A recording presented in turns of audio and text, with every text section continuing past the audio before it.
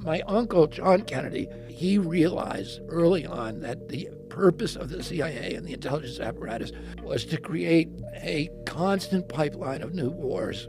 Eisenhower, who was the outgoing president, gave what is probably the most important speech in American history, which was, where he warned against the military-industrial complex. I was at my uncle's inauguration. I was in Washington that day, a 6-year-old boy. And 2 months later, the military and intelligence came to him and said, we got to invade Cuba. And he was like, I'm not going to Cuba, and I'm not going to let the military. And they said, well, we got all these Cubans trained, and they're going to go attack Castro.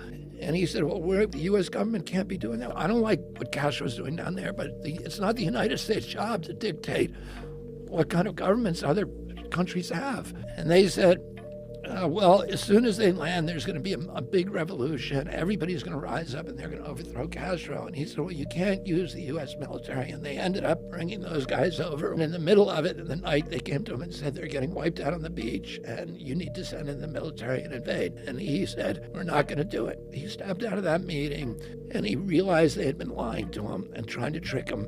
And he said, I want to take the CIA and shatter it into 1,000 pieces and scatter it to the winds. For the next 1,000 days of his presidency, he was at war with his military and intelligence apparatus. They tried to get him to go into Laos. He said no. They tried to get him to go into Vietnam. They said that we need 250,000 combat troops. He refused. Everybody around him wanted him to go into Vietnam. He sent 16,000 military advisors. They weren't allowed to fight. Many of them did. They violated the rules of engagement. In October of 1963, he heard some of his Green Berets had been killed over there. And he said, I want a total casualty list from Vietnam. And his aide came to him and said, 75 Americans have died. He said, that's too many. And he signed that day a national security order ordering all troops out of Vietnam, U.S. troops.